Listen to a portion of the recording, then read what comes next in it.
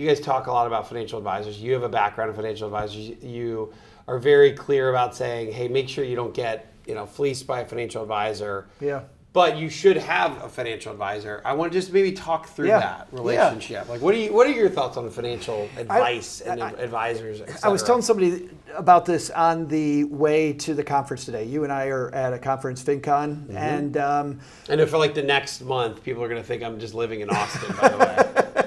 I actually came here to interview Joe to go to the Tamale House, which was started in 1952. Delicious. It's on 6th Street. Have you been there? No. Oh my God. I heard from everybody it's delicious. Literally, like it's like, I had Franklin barbecue yesterday. Was it amazing? Incredible. I've had a lot of barbecue. Austin. I'm moving. Being a Texas guy now, Texas transplant. A lot of barbecue the last 10 years, but nothing like Franklin barbecue. But I want to move to Austin. But the big thing about financial advisors we were talking about is there are a lot of people that attend this conference, this influencer conference, this creator conference, who will tell you don't have an advisor. And I've always thought that is the most ridiculous thing on earth. I want to surround myself with people that are smarter than me. I want to be the dumbest person in the room. I feel like if I do have one time to live this life, I need mentorship and help, and I can learn lessons from people that have been there. So while we can debate, is that a licensed financial advisor or somebody who's wealthy and got their X way?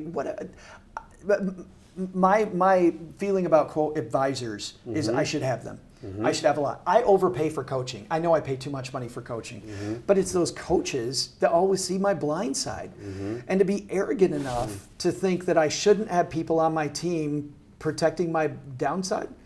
So, and by the way, when a lot of people talk about they were fleeced by a financial advisor, there are bad apples out there.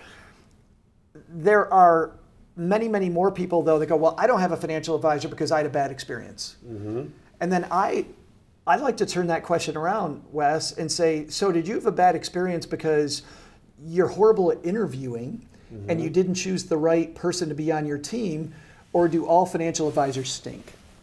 I think the logical conclusion isn't that all advisors stink.